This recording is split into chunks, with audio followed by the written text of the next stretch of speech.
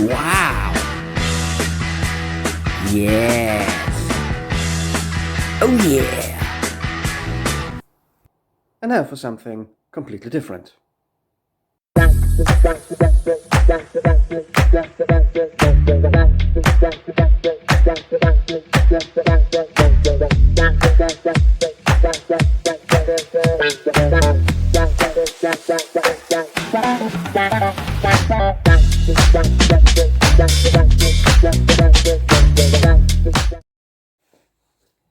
Murdock's Music Minute rides back to the year 1968 to look at and listen to the debut album of a band that will forever be associated with the freedom of the motorbiker and coining the phrase heavy metal.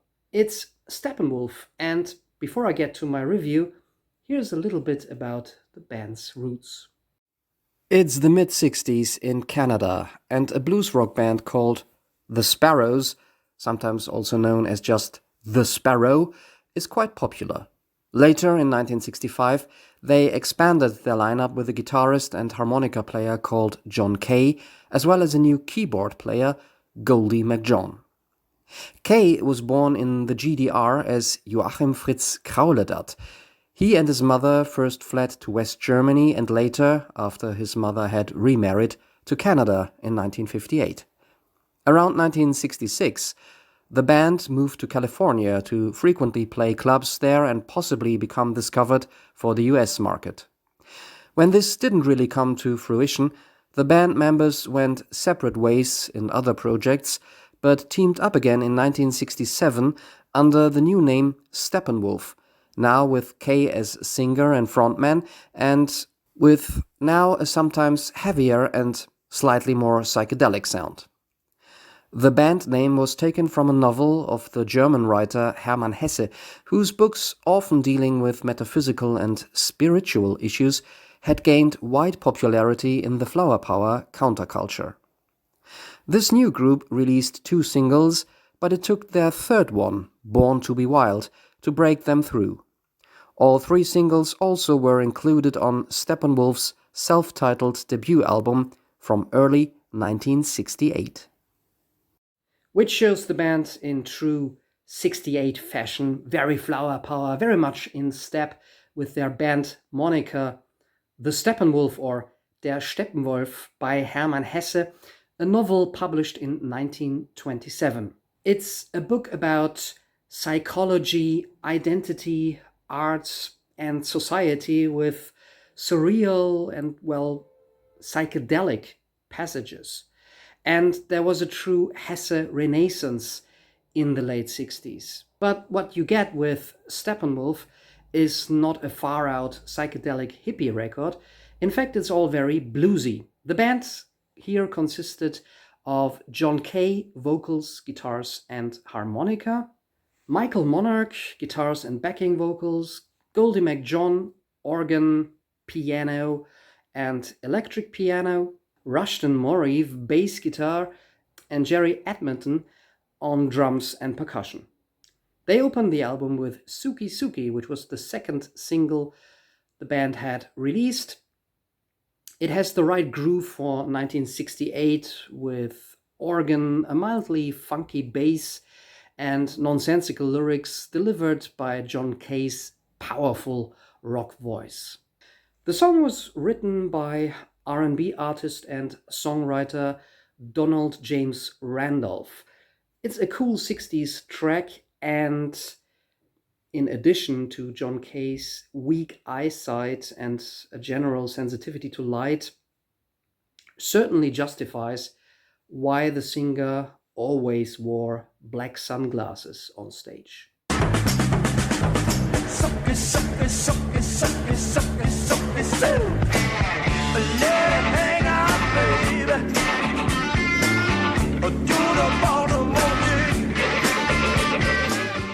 Everybody's next one has more of a 60s pop feel with a piano intro and a cheerful chorus.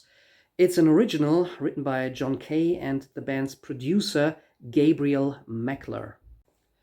The song, however, has a melancholic feel in the lyrics about a woman who cannot keep a partner and tries too hard, thus driving her lovers away. Then we get back to honest rock and roll with Barry Rides Again, which is an obvious homage to Chuck Berry. It's got everything you would expect from such a track. A classic rock and roll riff and chord progression, a hammering piano solo, and lyrics filled with references to Chuck Berry hits. It's almost a throwaway, but a fun one at that, and I guess the band had a lot of fun jamming to this. Next up is a true cover version, Willie Dixon's famous Hoochie Coochie Man with its iconic and heavy blues riff. Steppenwolf add the typical 60s Hammond organ to it and play the song rather slow. It's a solid cover. And then it's time for the big badass hit that overshadows everything on this album, and that of course is Born to Be Wild. It's the one song you know even if you've never heard of this album. It's come to denote freedom, rebellion, and most of all, motorbikes, and its use in the counterculture cult movie Easy Rider definitely is also responsible for that image. The song was written by a guy who called himself Mars Bonfire. He was the drummer's brother and had himself been a member of the Sparrow, or the Sparrows, before they morphed into Steppenwolf, but he never became an official member of Steppenwolf. It's the song the band will always remain known for, with its crunchy hard rock riff, an excellent bass, an effective drum break, and the slightly oriental meandering chorus line, as well as the phrase heavy metal thunder. I'm sure the band could not foresee that this would soon denote an entirely new musical genre. But Born to Be Wild isn't metal, even though it's damn hard for 1968. This is bona fide hard rock, and even though I've heard it 100 times, it still works. I like smoking lightning, heavy metal thunder, racing with the wind, and the feeling that I'm under. Yeah, I gotta go make it happen, take the world in a loving embrace, fire all of the guns and explode into space. In the USA, Born to Be Wild shot up to number 2 in the Hot 100 singles charts. In Canada, it even made number 1 and number 13 in New Zealand. On the album, Your Wall's Too High follows another song written by Kay. It's again a bluesier number with a lick that resembles The Doors a bit, but spiced up with a few breaks and funky percussion. The singer tries to vow a girl whose metaphorical wall is too high, maybe because she's afraid or she has been hurt in a former relationship. The song is a nice come down after the ferocious Born to Be Wild. Your wall's too high, I can't see, can't seem to reach you, can't set you free. If you can help me, follow the sound, help me tear your wall down to the ground. Everyone gets hurt sometimes, everybody plays the game. Side 2 of Steppenwolf starts with Desperation. Yes, that's the title. Interestingly, it's a slower, gentler number in 6/8 time. One would probably expect a more up-tempo track to start side 2 with this kind of album. The song starts with a playful organ intro and then turns into a blues rock ballad. The Pusher, afterwards, has a laid-back, cool but also grittier vibe. After all, this is a song about drug pushing and the dangers of hard drugs. The song is originally by a songwriter called Hoyt Axton. His version is a bit more bluesy, folky, but with a wild vocal performance. It's hard to say which version I prefer. The Pusher had already been part of the Sparrows repertoire. This is a really cool 60s track, and I feel this would have been a better opening track for side 2, but obviously I was not in charge. God damn, the pusher.